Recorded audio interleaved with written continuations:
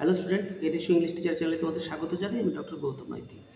তো আজকের ভিডিওতে আমি প্রথমে আলোচনা করব কোয়েশ্চেন প্যাটার্ন কীরকম হবে, আর সেই সঙ্গে এই বছরের জন্য সম্ভাব্য কোন প্রশ্নগুলোকে আমরা বেশি গুরুত্ব দিয়ে পড়াশোনা করব।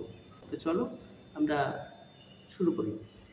ইজি 1 এর ওপর কোয়েশ্চেন কেমন আসে সেটাকে নিয়ে আমরা এখন আলোচনা করি। প্রথমেই বলে রাখি, তোমাদের কোয়েশ্চেন প্যাটার্ন কিন্তু 3 রকম: সেকশন এ, সেকশন বি, সেকশন সি। তো সেকশন এতে যে প্রশ্নগুলি থাকবে সেই প্রশ্নগুলির মান হবে 18 মার্কস। এই 4খানা প্রশ্নের মধ্যে তোমাকে 2খানা প্রশ্নের উত্তর তোমাকে দিতে হবে। সেকশন বি থেকে তোমাদের করতে হবে 3খানা প্রশ্ন, আর 3খানা প্রশ্নের মান, উত্তরের মান হবে কত? 12 মার্কস করে। আর এর জন্য বরাদ্দ থাকবে তোমাদের 6খানা প্রশ্ন। আর সবশেষে সেকশন সি আছে। সেকশন সিতে তোমাকে 4খানা প্রশ্নের উত্তর দিতে হবে। প্রতিটি প্রশ্নের মান কিন্তু 7 মার্কস করে 4টি প্রশ্ন তোমাকে উত্তর দিতে হবে, অর্থাৎ 28 মার্কস। এবং এই প্রশ্নগুলো তুমি যে অ্যাটেম্প্ট করবে, এগুলো কিন্তু কোনো শর্ট প্রশ্ন সেই অর্থে নয়, কোথা থেকে নেওয়া হয়েছে বা কেন বলেছেন এরকম কিন্তু নয়। এখানে সিম্পল পোয়েমের লাইনগুলি তুলে দেওয়া হবে এবং সেই পোয়েমের লাইনগুলি তোমাকে কনটেক্সট অনুযায়ী বিষয় উত্তর দিতে হবে।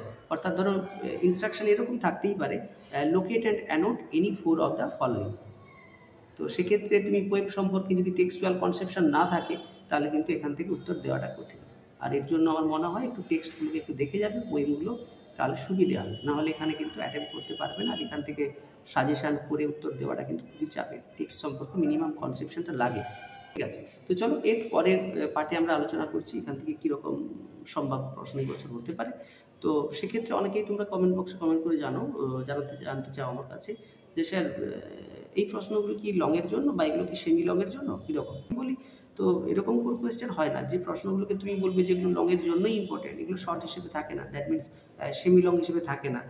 এগুলো শুধুমাত্র 18 মার্কসের থাকবে, 12 মার্কসের হবে না, বা 12 মার্কসেরই থাকবে এই প্রশ্নগুলো, 18 মার্কস হবে না তা নয়।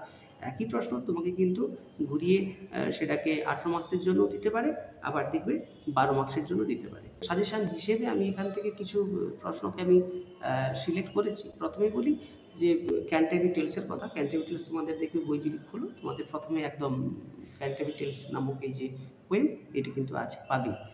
এইটি কিন্তু থাকবেই, এটাকে বাদ দিয়ে কিন্তু প্রশ্ন হবে বলে আমার তো মনেই হয় না।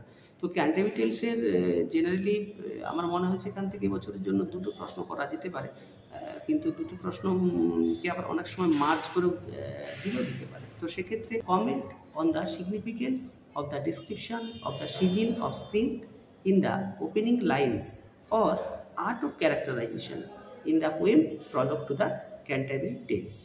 এটি হলো 1 নাম্বার।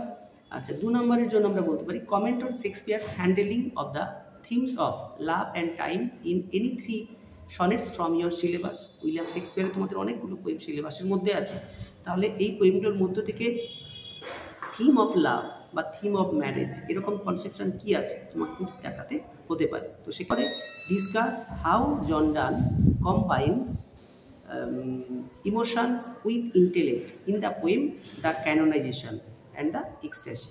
জন ডানের পোয়েম থেকে এই প্রশ্নটি করা হয়েছে। এরপরে দেখো comment on either Milton's the opening 26 lines or the invocation to the muse in Paradise Lost।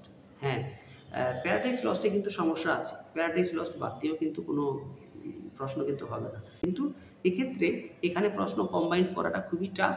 আর সেক্ষেত্রে তুমি একটি প্রশ্ন পড়ে যাবে, আর এখান থেকে ওইরকমভাবে অ্যানালাইজ, ক্রিটিক্যাল অ্যানালাইজ বা এরকম টাইপের প্রশ্ন কিন্তু হয় না। তো কেউ ক্রিটিক্যাল অ্যাপ্রিসিয়েশন এমনি পড়ে গেলে লিখে দেবে, যদি করো তাহলে কিন্তু ভুল করবে। এখানে প্রশ্নের প্যাটার্ন কিন্তু এরকম থাকে না। তাহলে সেক্ষেত্রে এখান থেকে একাধিক প্রশ্ন করে যাওয়াটা উচিত অ্যাজ এ টিচার আমার মনে হয়েছে। আর না করলে কিন্তু সমস্যায় পড়বে, কোনো একটি পার্টিকুলার এরকমভাবে করবে না। Critical appreciation of paradise lost না হয় না এরকমভাবে। তো একটি এপিক ইংলিশ লিটারেচারের মধ্যে। তো সেক্ষেত্রে এখানে প্রশ্নটি যদি থাকে বা প্রশ্নগুলি থাকে, সেক্ষেত্রে কীরকম হতে পারে? সেক্ষেত্রে প্রশ্নগুলি এরকম থাকতে পারে, importance of first 26 lines of the poem, বা ইনভোকেশন টু মিউজ, এরকমভাবে প্রশ্ন হতে পারে। আর তাছাড়া এখান থেকে আমরা আর যে বিষয়গুলোর উপরে ফোকাস করব সেগুলো হচ্ছে ইম্পর্টেন্স অফ এপিক সিমিলিজ বা paradise lost as Christian epic, বা এর মধ্যে এপিক কোয়ালিটিসগুলো কী আছে সেগুলো দেখে নিতে হবে। এরপরে রেজলিউশন অ্যান্ড ইন্ডিপেন্ডেন্স থেকে বলছি, উইলিয়াম ওয়ার্ডসওয়ার্থের পোয়েম।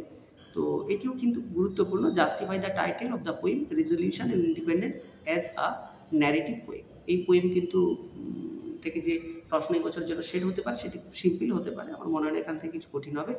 এরপরে কুবলা খান আছে, কোলরিজের লেখা কুবলা খান। প্রশ্নটি হতে পারে analyse Coleridge's Kubla Khan as a supernatural poem. Kubla Khan থেকে বললাম। আচ্ছা, শেলি থেকে একটি প্রশ্ন হতে পারে এবছর, discuss Shelley's view of the poet as it emerges in Alastor. Simple poem, simple প্রশ্ন হতে পারে, discuss Shelley's views of the poet as it emerges in Alastor. আচ্ছা, এর পরের প্রশ্নটি গুরুত্বপূর্ণ, এটি নেওয়া হয়েছে ইন মেমোরিয়াম থেকে, টেনিসনের লেখা। প্রশ্নটি হলো discuss in memoriam with reference to the conflict between doubt and faith and the qualities of spiritual autobiography. অর্থাৎ স্পিরিচুয়াল অটোবায়োগ্রাফি হিসেবে এর গুরুত্ব, বা এই পোয়েমের মধ্যে ডাউট আর ফেথকে কীরকমভাবে অ্যানালাইজ করা হয়েছে, কীরকমভাবে দেখিয়েছেন, সেই কনফ্লিক্টকে তোমাকে দেখাতে বলতে পারে। আচ্ছা, এরপরে দেখো, এরপরের প্রশ্ন হচ্ছে হাউ ডু আই লাভ দি থেকে। প্রশ্ন হচ্ছে discuss how do I love the as a love sonnet. তো সনেট নাম্বার 43 এটি। তো কোনো সময় হয়তো বললো তোমাকে হাউ ডু আই লাভ দি থেকে হয়তো এরকম পোয়েমের কোনো উল্লেখ থাকলো না, সেক্ষেত্রে তোমাকে পোয়েটের নাম বললো, তারপরে হয়তো বলা হলো সনেট নাম্বার 43 থেকে তার বিষয়ে আমরা কী জানতে পারি, বা 43-তে তিনি কী আলোচনা করেছেন, এরকমও দিতে পারে। তো সেক্ষেত্রে প্রশ্নকে ভালো করে পড়বে। How do I love thee, sonnet number 43।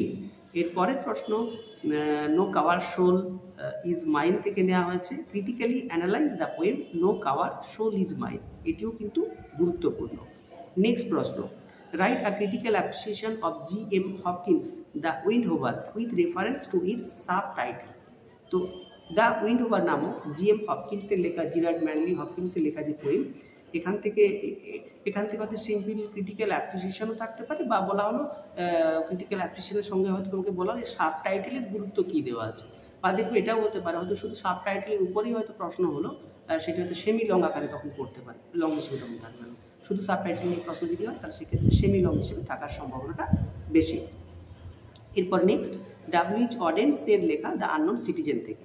দেখো, W H. Auden's the unknown citizen stands for every man of the modern industrial world.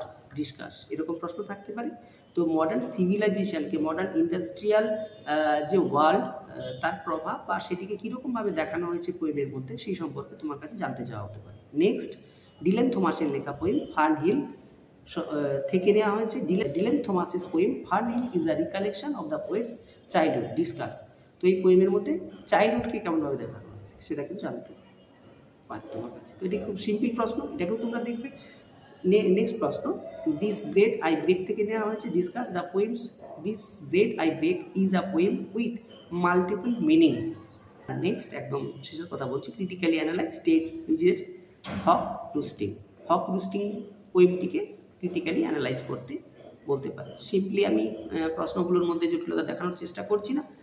আমার মনে হয় মোটামুটি প্রশ্নগুলো যদি তোমরা করো, আমার মনে হয় না এই পেপারে কোনো প্রবলেম হবে। তবে হ্যাঁ, শর্ট কোয়েশ্চেন হিসেবে তোমরা যে ধরনের প্রশ্নকে ধরছো, দ্যাট মিনস এক্সপ্লেন করার জন্য যেগুলো থাকবে, সেগুলোর জন্য তোমার কিন্তু টেক্সটে দেখতে হবে। টেক্সট সম্পর্কে কনসেপশন না থাকলে কিন্তু এগুলো করবে না। তো এইরকম যদি আরও কোনো ভিডিও যদি পেতে চাও, বা কোনো রকম আলোচনা যদি প্রয়োজন হয়, তাহলে সেক্ষেত্রে কমেন্ট বক্সে কমেন্ট করে জানাবে। পরীক্ষা ভালো করে দাও। সকলের জন্য শুভকামনা থাকলো। ধন্যবাদ।